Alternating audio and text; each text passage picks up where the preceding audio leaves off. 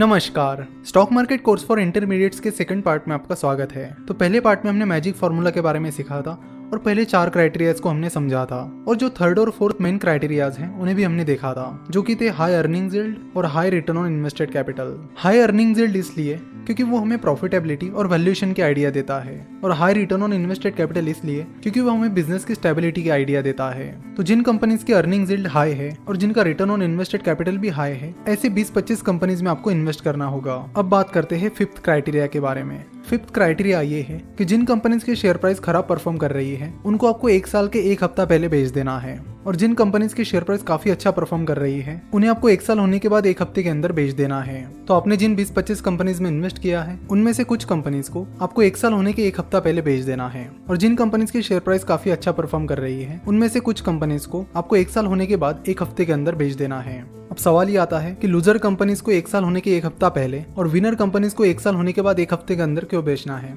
तो इसके पीछे रीजन है टैक्सेशन। अगर इंडिया की बात की जाए तो इंडिया में short term capital gain tax 15% है, यानी आप किसी शेयर को 1 साल के पहले बेच देते हो तो जो भी प्रॉफिट आपको होगा उस पर आपको 15% टैक्स देना होगा, और 1 साल के अंदर आप जो शेयर बेचते हो जिन पर आपको लॉस हुआ है उनमें टैक्स देने की बात ही नहीं आती। इसलिए जो लूजर है उनको आपको 1 साल होने के 1 हफ्ता पहले बेच देना है, और जो विनर्स है उन्हें 1 साल होने के बाद 1 हफ्ते के अंदर बेच देना है। क्योंकि इंडिया में अगर long term capital gain tax की बात की जाए, यानी अगर आप किसी शेयर को 1 साल से ज्यादा टाइम पीरियड के लिए होल्ड करते हो तो उस पर जो भी आपको प्रॉफिट होगा उस पर आपको long term capital gain tax लगेगा, जो कि पहले 1 लाख रुपए तक के प्रॉफिट पर नहीं है। और अगर आपका प्रॉफिट 1 लाख रुपए के ऊपर जाता है तो जो अमाउंट 1 लाख रुपए के ऊपर जाएगी उस पर आपको 10% टैक्स लगेगा। यानी अगर आपने किसी कंपनी को 1 साल से ज्यादा टाइम पीरियड के लिए होल्ड किया है और उसमें आपको 60,000 का प्रॉफिट हुआ है तो 60,000 रुपए के प्रॉफिट पर आपको कोई भी long term capital gain tax नहीं पे करना होगा। वही अगर आपका उस शेयर पर प्रॉफिट 1,20,000 रुपए का हो जाता है तो पहले 1 लाख रुपए पर आपको कोई भी टैक्स नहीं लगेगा, और उसके ऊपर जो 20,000 रुपए है उस पर आपको 10% टैक्स देना होगा। तो मिस्टर जोएल ग्रीनब्लैट का ये 5वां क्राइटेरिया टैक्सेशन को ध्यान में रखकर बनाया गया है। उसके बाद मैजिक फार्मूला की लास्ट चीज ये है कि ये चीज आपको अगले 5-10 साल तक कंटिन्यू करनी है। तो ये है कंप्लीट मैजिक फार्मूला। अब सवाल ये आता है कि किसी भी कंपनी की अर्निंग यील्ड निकालने में, उसका आरओसी निकालने में काफी टाइम लगेगा, और ऐसी कई सारी यानी 100, 200, 400 कंपनीज का एनालिसिस आपको करना पड़ेगा, जो कि काफी टाइम कंज्यूमिंग काम हो जाएगा। तो बदलती हुई टेक्नोलॉजी के साथ साथ इसका भी सोल्यूशन निकल के आया है।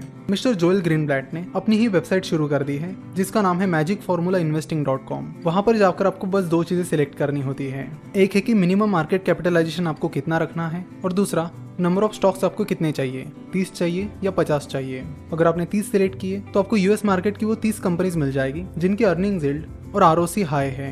अगर आपने 50 पर क्लिक किया तो आपको यूएस मार्केट की वो 50 कंपनीज मिल जाएगी जिनकी आरओसी और अर्निंग यील्ड हाई है। वही अगर हम इंडियन मार्केट की बात करते हैं तो उसके लिए क्या सोल्यूशन है? तो magicformulainvesting.com पर इंडियन मार्केट के लिए कुछ भी नहीं है, लेकिन डरने की बात नहीं, उसके लिए एक दूसरा सोल्यूशन है, और ये सोल्यूशन आपको screener.in देता है। उसके लिए आपको screener.in पर जाना होगा और यहाँ स्क्रीन्स पर क्लिक करना होगा। स्क्रीन्स पर क्लिक करने पर आपको कई सारे स्क्रीन्स मिलते हैं। तो यहाँ पर आप देख सकते हो magic formula based on famous magic formula, तो उस पर आप क्लिक कीजिए और उसके बाद आपको मैजिक फार्मूला के अनुसार जिन इंडियन कंपनीज की अर्निंग यील्ड ज्यादा है और आरओसी ज्यादा है वो कंपनीज आपको यहाँ पर मिल जाएगी।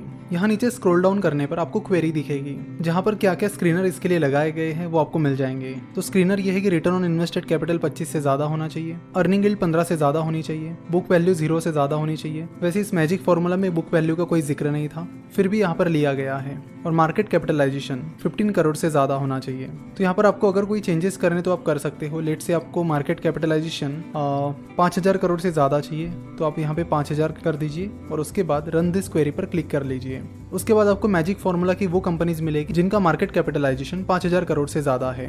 तो इस तरह screener.in पर आपको मैजिक फार्मूला रेडीमेड मिल जाएगा, और जो कंपनीज मैजिक फार्मूला के अनुसार टॉप करती है उनकी रैंकिंग आपको यहाँ पर मिल जाएगी। उसके बाद आपको स्टेप नंबर 5 और स्टेप नंबर 6 को फॉलो करना है, वो आपको खुद को करना होगा। मैजिक फार्मूला अप्लाई करने के बाद जो भी कंपनीज आती हैं उनमें से कुछ कंपनीज को आपको निकालना है तो आप निकाल सकते हैं। तो मैजिक फार्मूला में जो भी चीजें की गई है उसमें कई सारी चीजें कवर की गई है, जैसे कि profit, equity, debt, cash and cash equivalents, assets, ये सारी चीजें मैजिक फार्मूला में कवर की गई है।